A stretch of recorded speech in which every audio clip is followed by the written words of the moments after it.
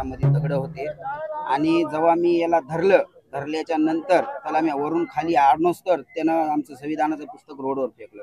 जर मी 5 मिनिटं जर गेलो नसतो तर त्यानं बाबासाहेब आंबेडकरांची मूर्ती दगड घालून फोडून पळून जाण्याचा प्रयत्न केला।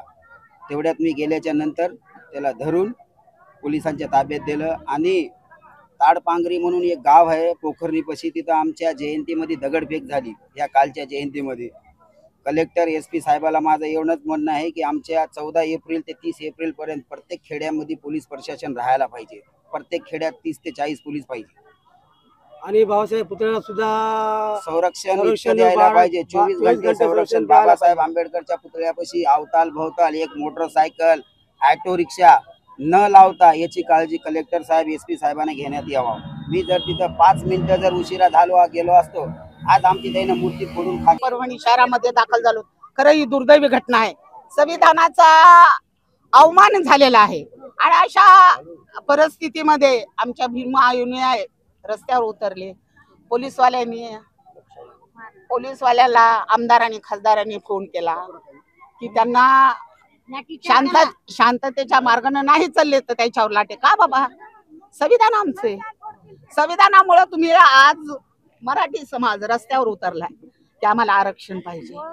तुम्हाला आरक्षण कशाला पाहिजे? संविधान फोडण्यासाठी? काय केले बाबासाहेबांनी आमच्यासाठी? आमच्या समाजाला कमी केले पण दुसऱ्या समाजाला जास्त सवलती बाबासाहेबांनी दिल्या आणि अशा परिस्थितीमध्ये बाबासाहेबाचा संविधान फोडण्याचा अधिकार काय आहे तुम्हाला?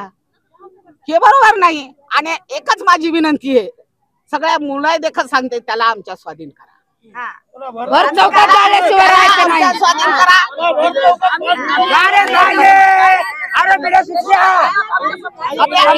SP हात आहे, नवा मंडा पोलीस स्टेशनचा हात आहे आणि आपल्या परभणी शहरातल्या नेत्याचा हात आहे आणि आमदार खासदाराचा हात आहे। आता महिलाच रस्त्यावर उतरणार आहेत आणि दुसरी काय आमच्या स्वाधीन त्यांना करावं एवढीच माझी प्रतिकृती होती।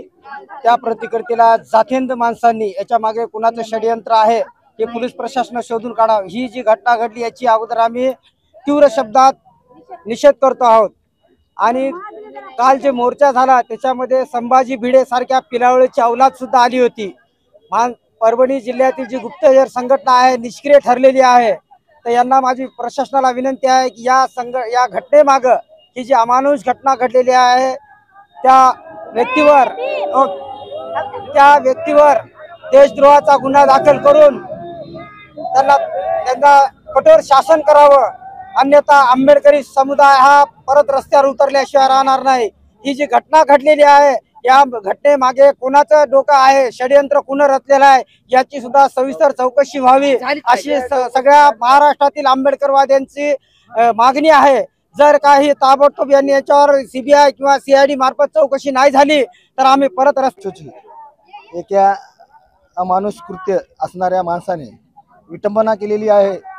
या विटंबनेचा परभणी जिल्ह्यामध्ये आज पूर्ण परभणी जिल्हा बंद ठेवून आंबेडकरी अनुयायी आंबेडकरी महिला यांनी निषेध व्यक्त केलेला आहे व याच्या पुढे अशी घटना महाराष्ट्रात किंवा भारतामध्ये झाल्यावर आंबेडकरी जनतेचा हा उद्रेक महाराष्ट्र सरकार केंद्र सरकार यांना याचं उत्तर द्यावं लागेल आणि याच्या नंतर सुद्धा ह्या आरोपीला योग्य ते शिक्षा दिली नाही तर आंबेडकरी अनुयायी आंबेडकरी महिला आंबेडकर भीमसैनिक यांचा उद्रेक झाल्याशिवाय राहणार नाही।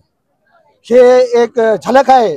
याच्यानंतर एक जलसा म्हणजे उद्रेक की परभणी जिल्ह्यामध्ये पहिली घटना आहे की चळवळीचं केंद्रबिंदू असणाऱ्या परभणी जिल्ह्यामध्ये एक भारतीय संविधान म्हणजे भारतीय घटना, भारताचं एक पुस्तक, एक डॉक्टर बाबासाहेब आंबेडकर लिखित संविधानाच्या डॅशोची विटंबना करणाऱ्याला फाशीची शिक्षा व्हावी ही परभणी जिल्ह्यातून आंबेडकरी अनुयायीतून ही मागणी महाराष्ट्र भारत सरकारला आंबेडकरी व महिला भीमसैनिक यांच्याकडून करण्यात येत आहे।